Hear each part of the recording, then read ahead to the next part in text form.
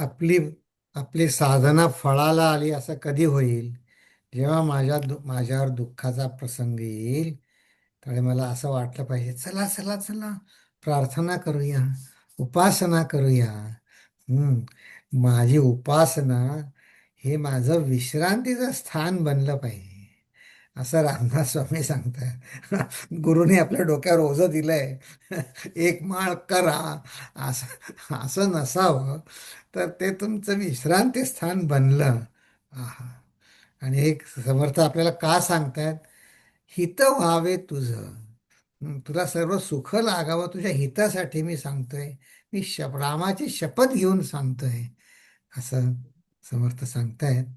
याच अर्थाचं माझे विश्रांती स्थान बनण्याची युक्ती समर्थ या जगामध्ये डोळे उघडे ठेवून विश्रांती कशी मिळेल ते समर्थ आपल्याला आजच्या समासामध्ये सांगणार आहेत.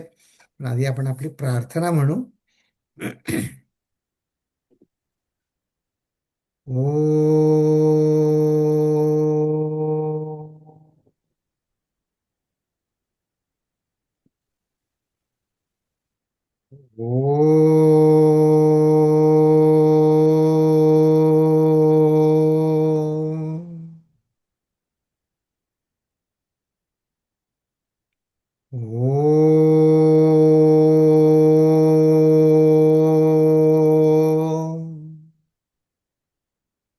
ओम श्री गणेशाय नमः. ओम श्री सरस्वत्यै नमः. ओम श्री गुरुभ्यो नमः. शुकासारिखे पूर्ण वैराग्य ज्याचे, वशिष्ठा परिज्ञान योगेश्वराचे, कवी वाल्मिका सारिखा मान्य ईसा, नमस्कार माझा सद्गुरु रामदासा. नमस्कार माझा सद्गुरु रामदासा. जय जय रघुवीर समर्थ. नमस्कार तुम्हा सगळ्यांना, आणि तुम्हाला नव्या वर्षाच्या मनापासून शुभेच्छा. आता हे खरं नवं वर्ष, हे नवं का बरं, आणि त्यात नवीन काय आहे? हं आणि त्यातल्या नाविन्याकडे कसं बघायचं, प्रश्नच आहे. तर आपण असं करू, तुम्हाला अनेक ठिकाणून तुम्हाला वेगळे नववर्षाचे संदेश आले असतील, पण आपण नववर्षाबद्दल कसं विचार केले पाहिजेत ते आपण गुरुजींकडून ऐकू. गुरुजींनी जीवनातल्या वेगळ्या आनंददायी प्रसंगांवर, जसं वाढदिवस आहे, लग्नाचा वाढदिवस आहे, ग्रॅज्युएशन झालं कोणी, त्याच्यावर छोट्या छोट्या रचना केल्या. तर तशी नववर्षावर पण आहे, आणि त्याचा ते अर्थ पण आपल्याला समजावून देणार आहेत. हां तर ती आपण रचना 2 मिनिटात बघू. हं? हे आता तुम्हाला, तुमच्यापैकी अनेकांना हे माहिती असेल, पण याच्यामध्ये गुरुजी आपल्याला त्याचा अर्थ समजावून सांगणार आहे.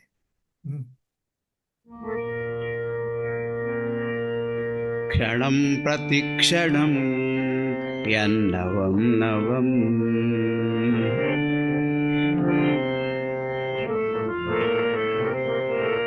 तच्च सुन्दरं सच्च तच्छिवम्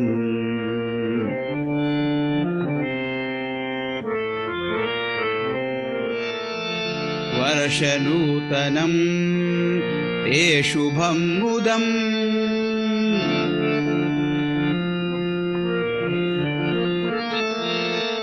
उत्तरोत्तरं भवतु सिद्धिदम्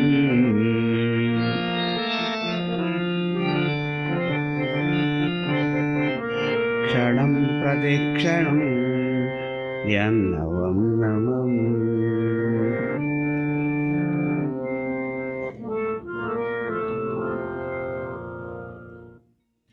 क्षणं प्रतिक्षणं, every moment, moment to moment. Yan navam navam, that which is new and new. fresh and fresh. Taccha Sundaram. That is called Sundaram. Beautiful. And what can that be? Satya. Tat Shivam. That is Sat, truth. Falsehood can never be attractive. Sundaram and Shivam, auspicious. See, any person also is called very beautiful, handsome, or flower only when prana is there, life is there. So, Satyam, Shivam, Sundaram. So, actually, what is Sundar? That which is Satyam, and that Satyam which is Shivam, means Sat, pure existence, consciousness. Therefore, Ananda Swarupa, therefore only it is Sundaram. Because it is Satyam Shivam Sundaram Ananda Swarupam, therefore it is ever joy giving. Varshanutanam te shubham mudam uttarottaram bhavatu siddhidam. Then we wish the other person. Now the Varshanutanam, may this new year for you proved to be Shubham, auspicious, and Mudam, joy giving. Are our indulgence in pleasure and all that, they may give us some kind of joy, thrill, sensation, but it's not auspicious. They destroy only. That is Shubham and Mudam. So Mudam at all our experience level joy giving, but at the same time blessing us for higher and higher thing. And Uttarottaram Bhavatu Siddhidam. And may this new year lead you to higher and greater success. That's our wish. It's not more and more of the same material thing. It's not going to bring any real change in our life.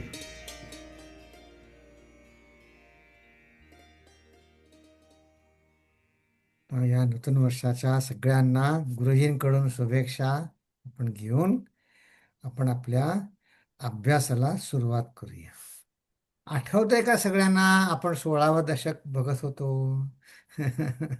आपण बऱ्याच काळानंतर भेटत आहोत. त्या नाना उपासना निरूपण, सगुण निर्गुण उपासना, आणि त्यानंतर पंचमहाभूते, अंतरात्मा आणि साधनेतील विवेक, हा 10वा समास आपण सुरू करणार आहोत. पण त्याआधी आपण पण एका वेगळ्या तऱ्हेनं या दशकाचा आढावा घ्यायचा का? की म्हणजे so will be also up to date की हे काय चाललंय, पंचमहाभूतांकडे बघायची दृष्टी जे समर्थ सांगतायत त्याच्याकडे आपण वेगळ्या दृष्टिकोनात एक समरी म्हणून बघायचं का? की बघा असं आहे की आपण म्हणू कोणाशी बोलत होतो नवीन वर्षात, काही कुठे गेलो होतो मी, इथे भेटले काही जण, दुसरे इतरही काही जण, म्हणजे काय करता तुम्ही? म्हणजे म्हटलं आता असा दासबोधाचा क्लास आहे.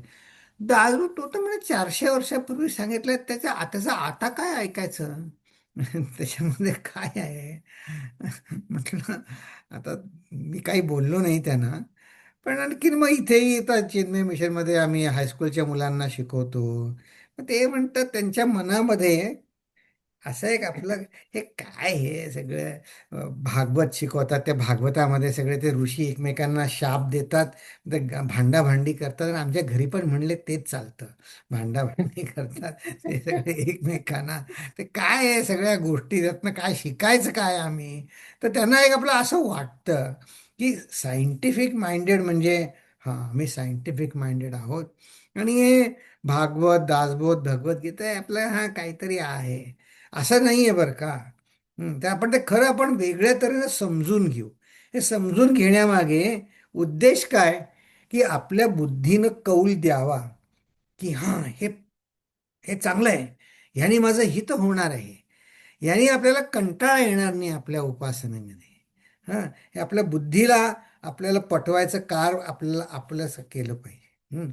आता बघा, आपण ज्याला आधुनिक विज्ञान म्हणतो ते, आणि आपलं धर्म किंवा संस्कृती. खरं म्हणजे काय माहिती आहे का, ह्याच्यात काय फरक आहे, पण खरं असं आहे की आपण ना धर्म, संस्कृती यात काय फरक आहे याच्यावर जास्ती विचारच केलेला नसतो, किंवा रूढी-रिवाज, कुलधर्म याचा एक आपल्या मनामध्ये एक गोळा बेरीज माहिती आपल्याला असते.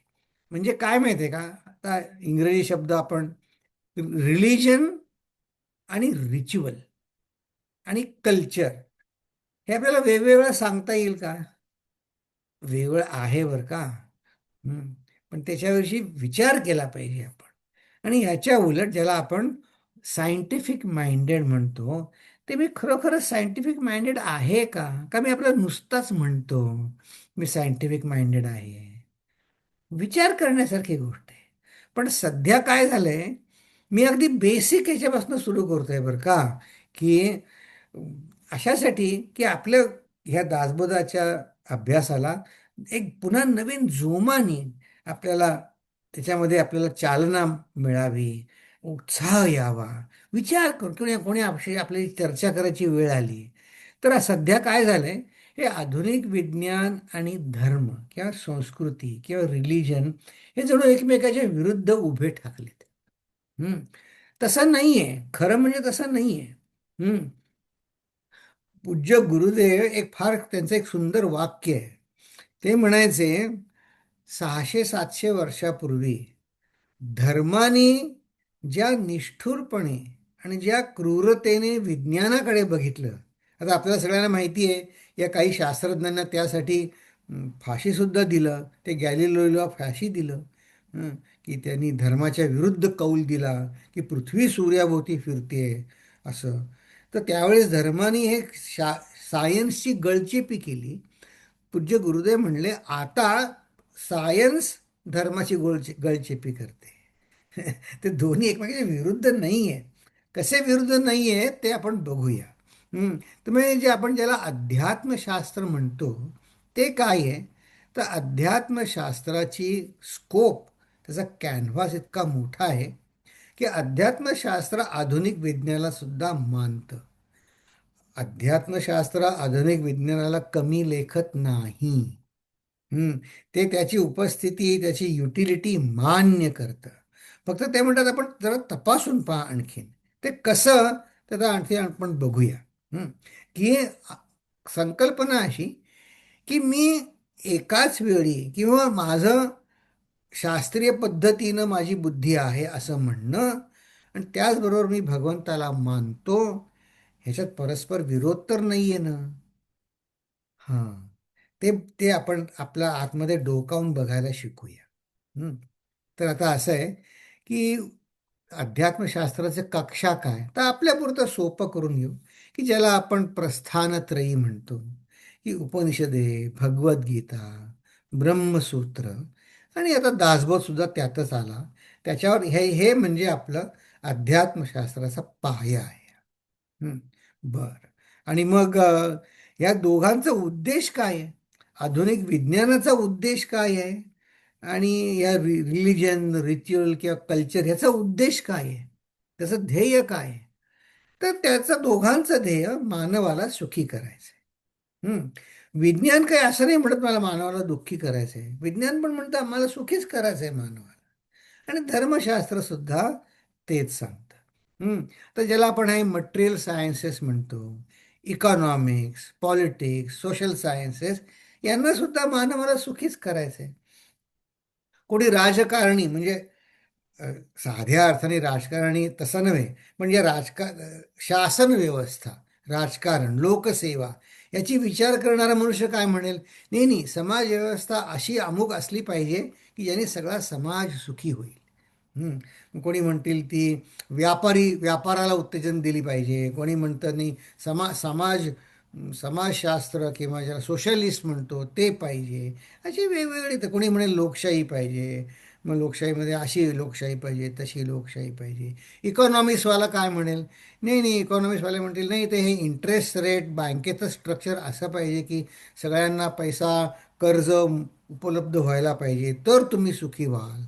मटेरियल सायंटिस्टवाला काय म्हणेल, नाही नाही, तुम्ही आमच्याच कंपनीचे काय फोन वापरा, एअर कंडिशनर वापरा, मोटार घ्या, म्हणजे तुम्ही सुखी व्हाल, असं त्यांचं म्हणतील. कोणालाच आपल्याला दुःखी करायचं नाही आहे बरं का. त्यांची त्यांची सुखाची व्याख्या म्हणतात. हां, समाज सुखी का नाही, तर सोशल सायंटिस्ट त्याचं एक कारण सांगतील, इकॉनॉमिक्स फायनान्सवाले त्यांचं एक कारण सांगतील, मटेरियल सायंटिस्ट त्यांचं एक कारण सांगतील. बर, मग यांचा अप्रोच काय आहे? ते म्हणतात, तुम्हाला डिझायर आहेत, तुमच्या मनात इच्छा आहेत, आम्ही पुऱ्या करतो. आम्ही सांगतो तसं करा, आम्ही सांगतो तसं वागा.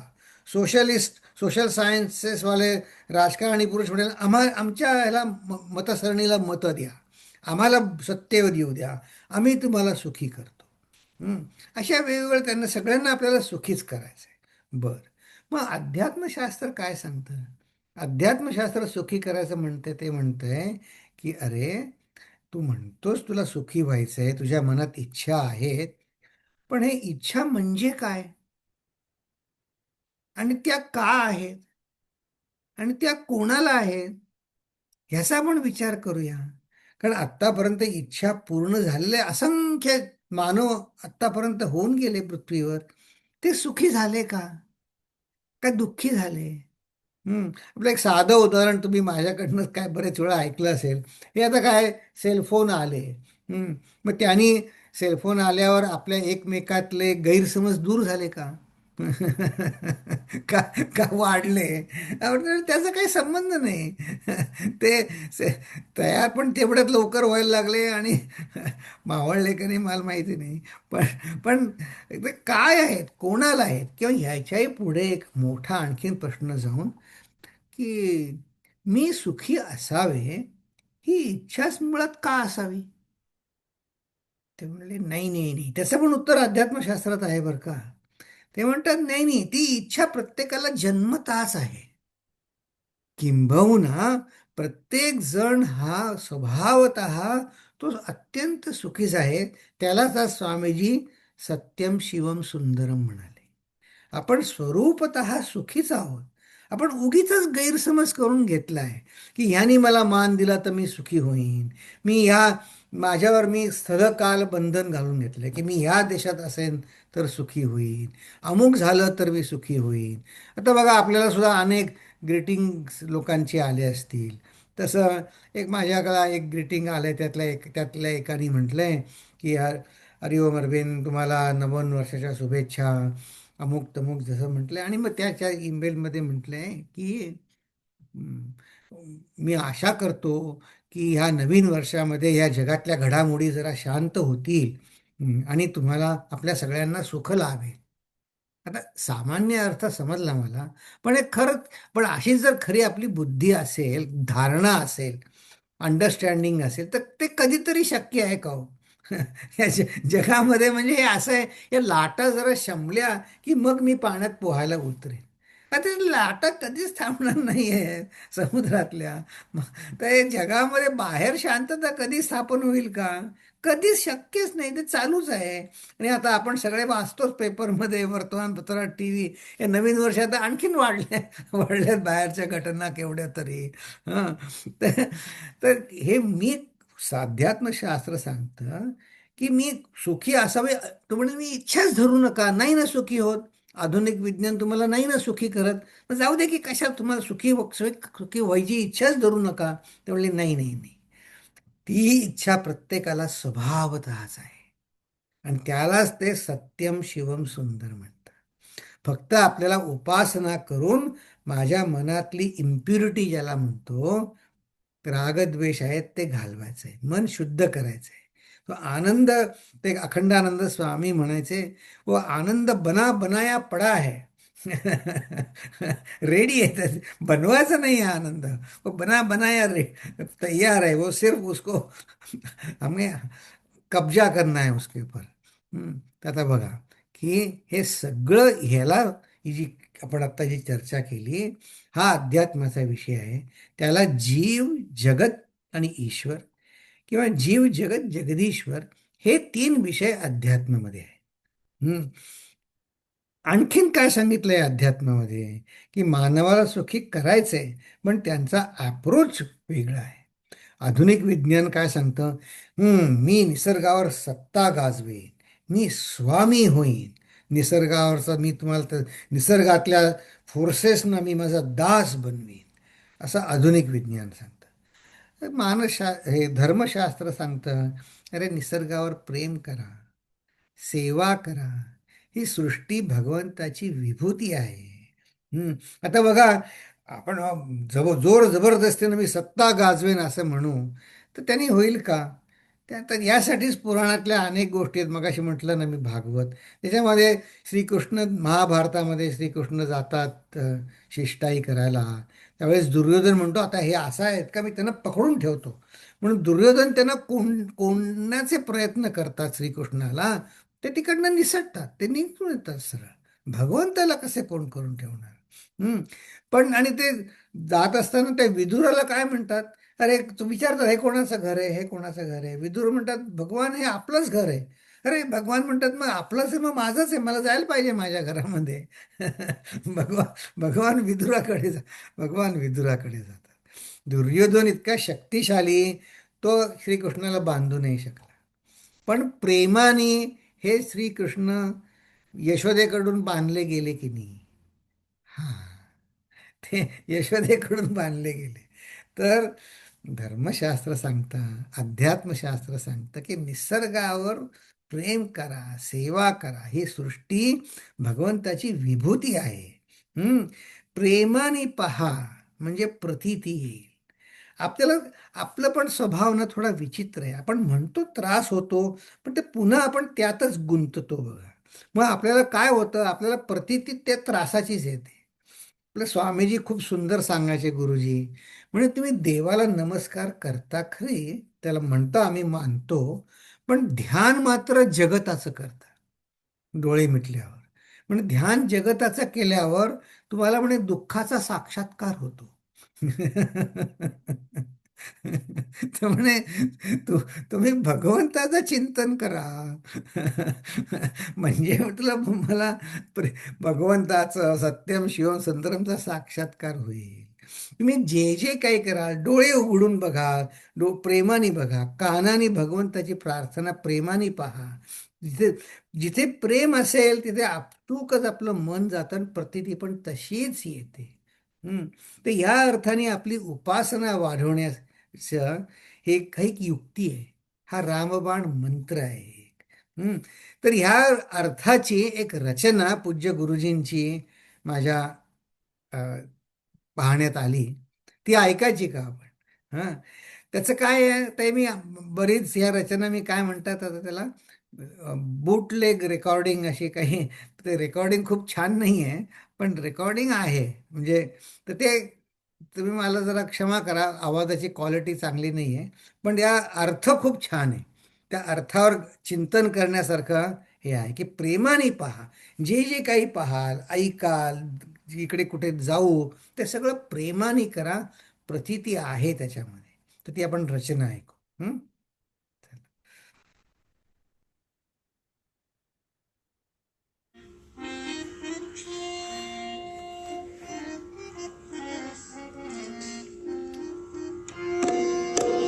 प्रीति जहाँ हो वहीं प्रतीति, प्रीति जहाँ हो वहीं प्रतीति, नित्य निरंतर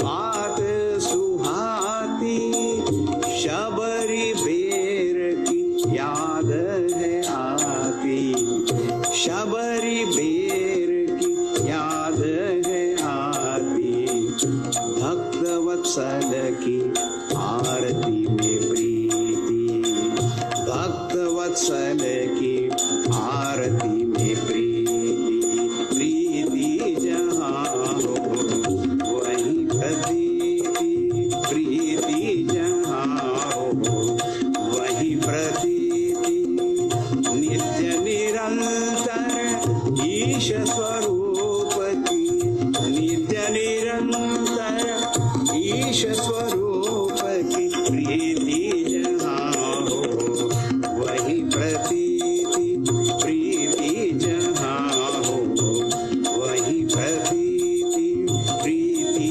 जहाँ हो, प्रीति जहाँ हो, प्रीति जहाँ हो वही प्रतीति। भक्तवत्सल भगवान की जय। नाम संकीर्तन श्रवण में प्रीती, नयनो में प्रीती. ही प्रीती प्रेमपूर्वक भगवंताकडे पहा. पण असं आहे की हे सगळीकडे काय बघायचं तर निसर्गावर प्रेम करताना ही भगवंताची विभूती आहे हे बघायचं. 24 तास काही आपल्याला मंदिरात बसता येणार नाही. बाहेर सृष्टीकडे बघायचंय. तर सृष्टीकडे प्रेमाने बघायचं जो दृष्टिकोन आहे, कला आहे, ते आपल्या बुद्धीला आवाहन आहे. त्या आवाहन करून हे बाब बुद्धीला आवाहन फार जरूर असतं बरं का. बुद्धीला पटणं, नुसतं असणं एक महत्वाचं आणि आपल्या बुद्धीला पटणं हे त्याच्या पुढची गोष्ट आहे. तर बघा हे हे आता मी हळूहळू शिकत आहे. मी आता बालविहारच्या मुलांना शिकवतो. तर आता हे अनेक ती तरुण मुलं असतात 10वी 11वीतली 12वीतली, त्यांना नाही कुठे चिन्मय मिशनमध्ये मला नाही संस्कार वर्गाला यायचं नको म्हणतात. तर मी आपल्या काही मुलाशी बोलत होतो. 10वीतला मुलगा 11वीतला. अरे म्हटलं तुझे आई वडील तुझ्या हिताचं नसेल अशी कुठली तरी गोष्ट तुला करायला सांगतील का? तू विचार कर की त्यांनी तुझ्यासाठी इतकं तुला मोठं करत आहेत, ते सगळं तुझ्यासाठी करत आहेत. त्यांच्याविषयी म्हटलं त्यांना रिस्पेक्ट दे तू. तो मुलगा काय म्हणतो, हा म्हणे वडिलांना तर रिस्पेक्ट ठीक आहे, आईला काय म्हणे रिस्पेक्ट काय एवढं जरूर नाही. म्हटलं अरे आईला रिस्पेक्ट जरूर नाही का? तर त्यांनी कारण काय सांगितलं. म्हणे आई काय म्हणे तिला ड्रायव्हिंग येत नाही. मोटार ड्रायव्हिंग येत नाही. त्याला मी म्हटलं अरे माझ्या आईला पण मोटार ड्रायव्हिंग येत नव्हतं. ड्रायव्हिंग येण्याचा आणि संस्कार करण्याचा आणि आपल्या आई वडिलांनी आपल्याला वाढवलं त्याचा काय संबंध आहे. म्हटलं तुला ड्रायव्हिंग येतं का? नाही म्हणला मला नाही येत. म्हटलं मग तुला बाकीचे सगळेजण कमी लेखतात का तुला ड्रायव्हिंग येत नाही म्हणून? अरे तर नाही ह्या का बघायचा दृष्टिकोन काय वेगळाच आहे तुझा. म्हटलं तुला येतं का ड्रायव्हिंग? नाही येत. आता म्हटलं मग अरे त्यांनी हे हे असं आहे. असतात गोष्टी आता आई ती बिचारी प्रेमाने सगळं करते तर मुलाला बोलू शकत नाही. पण आता बघा तो मुलगा बोलून गेला. आता त्याला पटलं का नाही माहिती नाही मला. पण हे बुद्धी आपली कशी विचार करेल सांगता येत नाही. म्हणून ही भगवंत कुठे म्हणण्या समर्थ कोणी म्हणू नये म्हणून समर्थ आपल्याला हा एवढा सगळा स्कोप आपल्या उपासनेचा, सूर्य पृथ्वी आप तेज वायू सगळीकडे अग्नीचा महिमा, वायूच्या कार्याची विविधता, असा एक स्कोप सगळ्या सृष्टीकडे प्रेमाने बघण्याचा, भगवंताची विभूती म्हणून बघण्याचा सांगत आहेत. आणि हा 9वा समास आहे. आपण संपला 10वा समास आता सुरू होत आहे. तर आपण अगदी थोडक्यामध्ये 9वा समासाचा सारांश फक्त बघू. की ह्याची बाईट साईज म्हणतात 9व्या समासाचं रूपरेषा आपण बघितली होती की प्रत्येक जणाला आपापली उपासना श्रेष्ठ मानणं समजू शकतो आपण. फक्त त्याच्यावर आपण विचार मात्र केला पाहिजे. आणि हे निर्गुण सगुणाचा पसारा किंवा उपासनेत गुण निर्गुण कसे आले तर स्वामीजीच सांगणार आहेत. पण आधी पहिला प्रश्न असा आहे की या पृथ्वीमध्ये अनेक लोक आहेत, त्यांच्या वेगवेगळ्या उपासना आहेत. पण प्रत्येकजण आपल्या उपासनेला निर्गुण म्हणजे सर्वश्रेष्ठ मानतो. हे कसं काय? तर समर्थ त्याचं फार उत्तर सुंदर देतात. त्याच्यावर आपण डिटेलमध्ये बघितलंय. समर्थ थोडक्यात असं सांगतात, अरे लोकांना त्यांची उपासना श्रेष्ठ सगळ्यांना वाटते ते एक असू दे, तुला तुझी उपासना श्रेष्ठ वाटते का? ते ते महत्वाचं आहे ना. का तुला ते आपल्या त्या मुलासारखं, आईसारखं माझी आई मला श्रेष्ठ वाटत नाही तर कसं चालेल? तुला तुझी उपासना श्रेष्ठ आहे का? प्रत्येकाच्या स्तुतीचा स्वभाव आहे. ते म्हणले, अरे हा स्तुतीचा स्वभाव ऐसा आहे, त्याला काय? त्याच्यात जास्ती तू पडू नकोस. आणि मग हे उपासनेत गुण आणि निर्गुण, सगुण निर्गुण कसे आले? तर हे खरं ना, हे आपणच एक आपलं उगीच काहीतरी मनामध्ये भरून घेऊन आपण मानलेलं आहे. खरं त्याच्यात खरं म्हणजे काही फरक नाही. एक मला आठवण झाली, एक स्वामीजींच्या एका शाळेत गेले होते. तर त्यामध्ये एक 10वी 11वीची मुलं, त्यांनी एक प्रश्न विचारला. आता असं आहे, शाळेतले जे शिक्षक असतात ना, त्यांना पण आता ह्या केसमध्ये असं झालं का नाही मला माहीत नाही, पण त्यांना पण विद्यार्थ्यांना सांगायला लागतं, अरे हा प्रश्न विचारा जरा, आपल्या शाळेचं नाव, शाळेच्या मुलांनी प्रश्न विचारले असं. त्या मुलीनं एका 11वीतल्या मुली प्रश्न विचारला की हे सगुण उपासना उपयोगी का निर्गुण उपासना जास्त श्रेष्ठ कुठली आहे? इथं आहे तोच. तर स्वामीजी हसले. त्यांना ते समजतात बरं का. ते अखंडानंद स्वामी म्हणायचे, "ए सवाल तो सब बने बनाए होते हैं." म्हणजे एकमेकाला ते ऐकलेले असतात. स्वतः विचार करून, चिंतन करून कुठल्या मुद्द्यावर आपण अडलो, अशी शंका घेणारे क्वचित असतात एवढे चिंतन केलेले. तर स्वामी ते मुलीकडे बघून हसले. तर म्हणले, तू आता एवढी लहान वयात हा प्रश्न विचारतेस, तर म्हणे तुला सांगतो. तर म्हणे भगवंत एक वेळ दूर राहू दे, आता म्हणे तुला आपल्याला भूक लागते की नाही? तर त्यांचा क्लास मधल्या सुट्टीच्या आधी होता. आता म्हणे मधली सुट्टी होईल, तुम्ही सगळे डबा खाल ना? हो म्हणली, खाईल. मग भूक लागते की नाही तुला? भूक लागली आहे ना? हो म्हणे. मग म्हणे तुझी ही भूक दाखव बरं मला, ती सगुण आहे का निर्गुण आहे? अरे म्हणले, ते भूक अशी दाखवता येईल का? ही बघा माझी भूक. म्हणजे ती काळी आहे का पांढरी आहे का लाल आहे, किंवा वजन आहे का तिला, तिला वास आहे का कुठला? नाही म्हणले, असं नाही. मग ती निर्गुण आहे का? ते म्हणली, हो म्हणली, हो निर निर्गुण आहे माझी भूक. मग ते गुरुजी ते म्हणले, स्वामी म्हणले, मग आता म्हणे ही निर्गुण भूक शमवायला ती पोळी खातेस, ती सगुण आहे की नाही? हा. मग ते पोळी भाजी एक सगुण आहे की नाही? तिला रंग आहे, रूप आहे, चव आहे. मग ते म्हणले, सगुण पोळी भाजीनी तुझी निर्गुण भूक कशी भागते? हा हा हा. इतकं गोड असतात या आठवणी. आता म्हणले, तुला म्हणे मला निरुत्तर करायचं नाही आहे. म्हणे ह्या दोन आपलं उगीच म्हणे आपण विद्वानांच्या ह्याच्यात शिरतो आणि आपण म्हणतो सगुण निर्गुण, तसं म्हणे दोघात फरक मुळीच काही नाही आहे. खरंच नाही आहे तसं. हा उगाच विवाद खोटा आहे. विवेक मात्र करून पाहिला पाहिजे आपण. आणि ह्याच्यातल्या दोन गोष्टींवर मात्र आपण या उभ्यांवर विचार केला. कारण आपली भूमिका निर्गुण ही सगुण नाही ते निर्गुण अशी एक विचित्र आधारलेली आहे, ती खरी नाही. याच्यावर आपण गेल्या वेळे दोन दृष्टांत बघितले, की ज्याला डोळे नाही आहेत, अंध आहे, त्याला दुधाचा पांढरा रंग समजावून सांगायचा, किंवा असे आपण वेगवेगळे दृष्टांत जे बघितले. तर आता समर्थ म्हणतात ते आपण मान्य करू, की हे सगुण निर्गुण हे सगळं दोन्ही एकाच आहे. ते एका ठिकाणी दुसऱ्या संतांनी खूप छान सांगितलं. ते म्हणले, अरे एक मनुष्य असा मांडी घालून हात हाताशी अंगाशी घेऊन बसला होता. त्यांनी आपले हातपाय लांब केले. त्या माणसात काय फरक झाला? तो सगुण झाला. त्याच्यात फरक काय झाला? तसं म्हणे भगवंताचं आहे. हे संत असतात ना, ते अतिशय गोड भाषेमध्ये आपलं समजावून सांगतात. मग ह्याच्यानंतर हा निर्गुणाचा सगुणाचा पसारा. तर असं आहे, हा सगुणाचा पसारा इतका अनंत आहे, तो किती पाहायला जाऊ, ते आपलं मन बुद्धी संभ्रमित होईल असं, कैसे निवडावे, कैसे निवडावे. समर्थ म्हणले, बरोबर आहे, आपल्याला न समजणाऱ्या गोष्टी पुष्कळ आहेत, पण त्या सगळ्या समजायला पाहिजेत का? हं. जाऊ दे की आपली उपासना समजली, मग समजायला काय पाहिजे ते त्यांनी या पुढच्या ओव्यांमध्ये सांगितलं. की आधी जे सांगितलं होतं की कैसे निवडावे कैसे निवडावे, त्याच्याऐवजी आता म्हणतात कळले पाहिजे काय, त्याच्याकडे आपण लक्ष देऊया.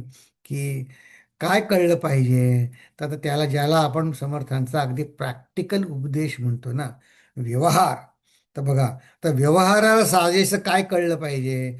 तर म्हणले आठवण आणि विसरणं, कोण काम करतो कोण नाही, खरं खोटं व्यवहार आहे की नाही, व्यवहार आहे. मग त्याचे कॅश प्रत्यक्ष अनुभव येईल की नाही, प्रचित आणि अनुमान, विवेके वीण काय उमजो जाणे, सारांश काय काढायचं ते स्पष्टता पाहिजे आपल्याला. स्पष्टता पाहिजे म्हणजे कसं माहिती आहे का, तुम्ही आजकाल ते सगळीकडे कॉम्प्युटरवर तो एक पासवर्ड लागतो की नाही, पासवर्ड लागतो हां. मग तो पासवर्ड तुम्हाला एक्झॅक्ट तसाच्या तसा केला पाहिजे, तो आणि तसा बरोबर तसाच टाईप केला पाहिजे. अंदाजे हा अमुक असं काहीतरी आहे, मग ते आपल्याला एंट्री मिळेल का, नाही. तसं परमार्थामध्ये बुद्धी स्पष्ट पाहिजे तर एंट्री आहे. नाही तर एंट्री नाही. मग ते काय म्हणतील, ॲक्सेस डिनाईड. तसं तसं मिळणार नाही आपल्याला, त्या पासवर्ड चालणार नाही आपल्याला. आपली बुद्धी स्पष्ट पाहिजे. आणि ही रोख प्रचिती आहे, आणि ती काळाशी सुसंगत पण आहे. म्हणजे कालबाह्य झालेली नाही, न्याय अन्याय, भ्रष्ट आणि अंतर्निष्ठ, या सगळ्यावर आपण गेल्या वेळी विचार केला. पण जे समजून घ्यायचं असेल तर ह्या व्हॅल्यूज आपण समजून घेऊ. बाकी मग जगाचा पसार पुष्कळच आहे. तो सगळा नाही समजला तरी काय चालत नाही. आपली साधनं त्यांनी अडणार नाही. ठीक आहे. मग आता ह्याच्या पुढचा जो आहे, नाना उपासना, ह्या संपल्यानंतर गुणभूत निरूपण किंवा अंतरात्म्यामध्ये पंचमहाभूतामध्ये बघायचा विवेक काय करायचा, अगदी सार या सगळ्या दशकाचं या समासामध्ये आहे. पण या समासाची सुरुवात शिष्याच्या प्रश्नाने होते. शिष्याचा प्रश्न कशावर आधारित आहे, तर हे पृथ्वी आप तेज वायू, हे सगळं समास सांगितले की नाही. तर ती सृष्टी जी सांगितली ती पंचमहाभूत आहे, आणि आणखीन पण काहीतरी आहे. तर तो शिष्य विचारतो बघा, की प्रलय झाला सृष्टीचा, पण शिष्य कसा विचारतो ते बघूया. त्याच्या आधी आपण ही समासाची फोड आपण गेल्या वेळी बघितली. या श्रोत्याचा प्रश्न आणि स्वामींचं उत्तर दिलंय. नंतर स्वामीजी या पंचमहाभूतांचा आधीच्या सगळ्या समासांचा एक एक ओळीमध्ये अर्थ सांगतात. हं. आणि मग हा गुणांचा जो जगव्यापार आहे सृष्टीकडे बघायचा, आज आपण बघितलं ना, की त्याची एक युक्ती सांगतात. की त्याचं एक वा वा, ती युक्ती इतकी सुंदर आहे, जगाकडे बघायची आपल्याला फार आनंद येईल बघ. आणि मग विवेकाने ह्या सृष्टीमधला मुख्य आत्मा ओळखायची दिशा सांगतात. आणि सगळ्यात शेवटी विवेकयुक्त सुजाण उपासना ही सांगतात. या अत्यंत महत्त्वाच्या ओव्या आहेत. या विवेकयुक्त उपासना त्याही आपण बघू. पण या समासाची सुरुवात श्रोत्याच्या प्रश्नाने होते. तो काय म्हणतो, श्रीराम, पंचभूते चाले जग, पंचभूतांची लगबग, पंचभूते गेलिया मग काय आहे. सृष्टीचा लय झाल्यानंतर काय उरतं, या पंचभूतांचं एवढे समास ओव्या तुम्ही खर्ची घातल्यात. तो म्हणतो तुम्ही त्यांचं महत्त्व वाढवलं या सगळ्या ह्याच्यामध्ये. श्रोता वक्ताय असं बोले, भूतांचे महिमे वाढवले. खरं त्यांना महिमे नाही वाढवले, त्यांनी आपल्या आजूबाजूला पसारा आहेच तो फक्त समजावून सांगितला. की साधनाच्या दृष्टीने उपयोग व्हावा म्हणून. आणि ते म्हणले हे पंचमहाभूतं गेली, पण आधी तर तुम्ही अष्टधा प्रकृती सांगितली होती. मग त्यातले त्रिगुण कुठे गेले सांगा स्वामी. सत्व तम रजोगुण हे कुठे गेले हे सांगा, म्हणजे माझी जाणीव मुळात अत्यंत शुद्ध आहे. जे स्वामीजी आज हॅपी न्यू इयरच्या गाण्यात म्हणले काय, सत्यम शिवम सुंदरम, ही जी जाणीव आहे अंतरात्मा नित्य नवा, ही जाणीव आहे. पण ती कधी सत्वगुणातनं व्यक्त होते, कधी रजोगुणातनं व्यक्त होते, कधी तमोगुणातनं व्यक्त होते. तर असं आहे, हे जे व्यक्त होताना त्याला द्रव्याचा आश्रय घ्यायला लागतो. वेदांतामध्ये दोन ह्या टेक्निकल टर्म येतात, गुण आणि द्रव्य. हम्म. तर असं आहे, समजा मी काही म्हटलं लाल किंवा पिवळं, मग तुम्ही म्हणाल लाल काय? मग मला सांगायला लागेल की मग काय लाल फूल आहे, किंवा लाल पेन आहे. किंवा मी म्हटलं मग असंच पुढे मला खूप प्रेम वाटतंय. मग कोणाबद्दल प्रेम वाटतंय, कोणाबद्दल आपुलकी वाटते, त्या व्यक्तीचं नाव सांगायला लागेल. नुसतंच आपुलकी वाटते असं काय सांगणार तुम्ही? या राग आलाय, कसला राग आलाय? मग ते सांगायला लागेल की या या घटनेबद्दल राग आलाय, या माणसाबद्दल राग आलाय, जे काय असेल ते. तर ह्या भावना ज्या आपल्या आहेत किंवा जे आपण गुण म्हणतो, आता राग प्रेम ह्या अदृश्य आहेत पण आपल्या मनाला दिसतात, आपल्या बुद्धीला दिसतात, म्हणून वेदांच्या दृष्टीनं त्या दृश्यच आहेत. हम्म. तर त्या कशाच्या तरी आश्रयाने जगामध्ये वावरतात. तर म्हणतात गुण आणि द्रव्य, हे द्रव्य, ते द्रव्य पंचमहाभूतांचं बनलंय. तर समर्थ सांगतात की अंतरात्मा पाचवे भूत, त्रिगुण त्याचे अंगभूत, सावध करुनिया चित्त बरे पाहे. अरे नीट तू विचार कर ना. कारण का म्हणले भूत म्हणजेच काय? भूत म्हणजे इतके झाले, त्रिगुण त्याच्यातच आले. कारण हे त्रिगुण, ते पंचमहाभूत गेल्यावर त्याबरोबर त्रिगुण पण गेली सगळी. ती काही वेगळी, त्यांना स्वतंत्र अस्तित्व नाही आहे त्यांना. हम्म. इतकेन मूळ खंडले आशंकेचे. हे हे कळलं पाहिजे की गुण आणि द्रव्य यांचा एकमेकाशी संबंध काय आहे हे समजल्यावरती ते इंडिपेंडेंटली एक्झिस्टन्स त्यांना नाही आहे. आणि मग आता याच्या पुढचा जो सारांश त्यांनी मात्र जो सांगितला आहे ना, तो इतका सुंदर आहे. ते म्हणले, भूता वेगळे काही नाही, भूत जात हे सर्व ही. जात म्हणजे जन्म पावलेले, पंचमहाभूतांपासून जन्म पावलेलंच हे सगळं विश्व आहे. एका वेगळे एक काही घडे चिना. म्हणजे हे सगळं काय, आता आकाशापासून काय वायू झाला, वायूपासून अग्नी झाला, एकमेकापासून एकच घडत आलेले आहेत सगळे. हम्म. पण म्हणले आत्म्याचेनी झाला पवन, पवनाचेन प्रगटे अग्न, अग्नीपासून जीवन ऐसे बोलते. हा क्रम आपण बघितला आहे आधी. पृथ्वी आप तेज वायू आकाश, हा उलटा क्रम आहे. तर अग्नीपासून जीवन, आणि जीवन कसं होतं? जीवन म्हणजे पाणी म्हणा, किंवा जीवन ते जीवन आवघे डबाविले. मग ते काय झालं? रवीमुळे, या सूर्याच्या उष्णतेमुळे ते जणू काही आळलं, आणि मग वन्नी वायूचेने तिथे भूमंडळ तयार झालं. हे एकमेकाचं ना एकमेकांना कसं घडतंय ते सांगतायत. वन्नी वायो रवी नसता, तरी होते उदंड शीतळता, ते शीतळते मध्ये उष्णता येण्याची न्याय. समजा वन्नी वायू रवी जर नसता तिथे, तर मग तिथं फक्त थंडच झालं असतं सगळं. पण त्या थंडमध्ये पण उष्णता आहे की नाही? ते कसं आहे माहिती आहे का? आता इथे अमेरिकेमध्ये सध्या गेले 20-25 दिवस खूप थंडी आहे ना. इथे वॉशिंग्टनला तरी, व्हर्जिनियामध्ये गेले 10 दिवस दिवसाचं कमाल तापमान -2 होतं सेंटीग्रेड. दिवसाचं कमाल तापमान -2 होतं. पण आता बाहेर थंडी होती, मग घरामध्ये काय केलं? हीटर लावलं. बर. ते हे शीतळतेमध्ये उष्णता, हे एकमेकामध्येच एक कसे गुंतले आहेत जगाचा व्यापार. ते पुढच्या या 9 ते 20 ओव्यांची प्रस्तावना आहे. ते एकमेकात एक गुंतले कसे आहेत? तर बाहेर थंडी आहे, मग घरात उष्णता. पण मग ते बाहेरनं ग्रोसरी आणलेली भाजीपाला खराब होतो, म्हणून मग त्या उष्ण घरामध्ये आपण काय ठेवतो? रेफ्रिजरेटर ठेवतो.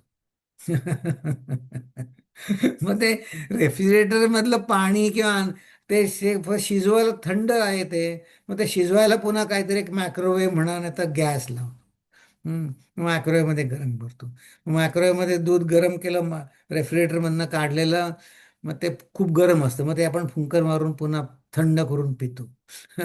असा उष्ण शीतळाचा व्यापार चालूच आहे सगळा. हं, थोडं उष्ण, फक्त उष्ण उष्ण कुठेच नाही, फक्त थंडही कुठेच नाही. तर हा हा गुणांचा व्यापार समर्थ एक फार वेगळ्या दृष्टिकोनातनं आपल्याला ते प्रेझेंट करणार आहेत. तर आपल्याला ती मग एक एंटरटेनमेंट होईल बघा. आपण जिथे जाऊ ना, तिथे आपला हा गुणांचा व्यापार आपल्याला दिसेल. हं. तर हा आता नवीन विषय होतोय सुरू. तो आपण आता पुढच्या वेळी बघू. पण पण मग पुढच्या वेळी हा दशक, हा समासही संपेल. तर हा गुणांचा व्यापार आणि विवेक याच्यावर आपण पुढच्या वेळी विचार करू. पण यावेळी आपण थोडा वेगळ्या तऱ्हेने घेतला. पण अध्यात्माकडे, आपल्या उपासनेकडे आधी वेगळ्या अंगाने विचार केला. त्याचा भौतिक शास्त्राशी, आधुनिक विज्ञानाशी तुलना केली. नंतर आपली प्रेम कुठे लगडलंय, कुठे जगामध्ये, त्या दृष्टीनं आपल्याला प्रतीती येते.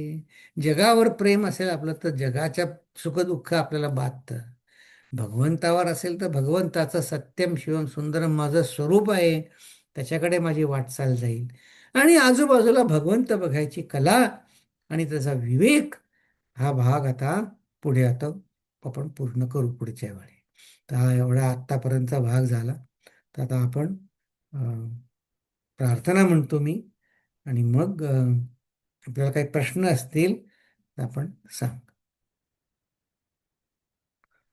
ओम पूर्णमद पूर्णमिदं पूर्णात् पूर्णमुदच्यते पूर्णस्य पूर्णमादाय पूर्णमेवावशिष्यते.